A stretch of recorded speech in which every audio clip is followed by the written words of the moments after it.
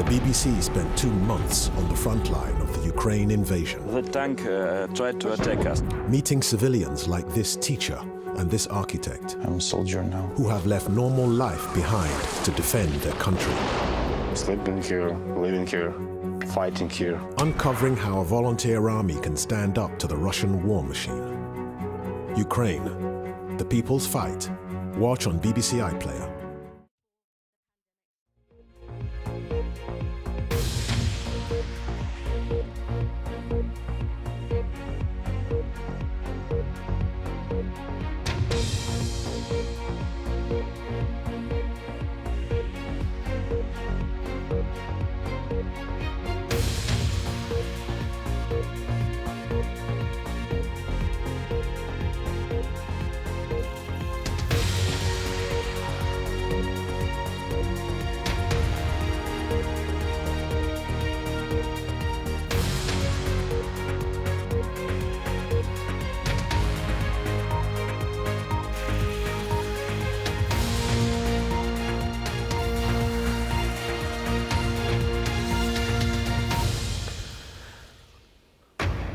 It's 4 o'clock. You're watching BBC News with me, Shaun Ley. Good afternoon. Here are the headlines.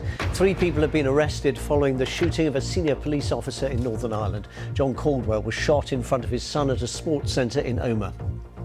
Our primary focus of that investigation is on violent dissident Republicans, and within that, a group called New IRA. Over 160,000 UK asylum seekers are waiting for a decision on their case. It's a new record high. The Labour leader, Sir Keir Starmer, has set out 5 national missions, which he says a Labour government would use as the guide stick for helping Britain get its future back if he becomes Prime Minister. The island off the North Wales coast, which has become the first international dark sky sanctuary in Europe. We're there. Radford again. Oh, what a goal! What a goal! Radford the scorer! Ronnie Radford!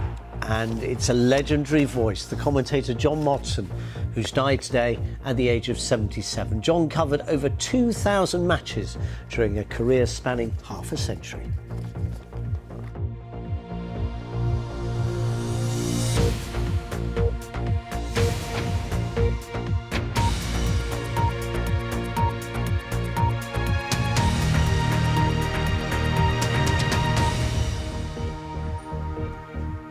If you've just joined us, welcome to BBC News. We begin this hour with the shooting last night of a senior police officer in the police service of Northern Ireland. 3 men have been arrested after the officer, who's now in a critical condition in hospital, was shot. Detective Chief Inspector John Caldwell was shot multiple times in front of his son and other children as he was coaching the youngsters playing football in Omagh, County Tyrone.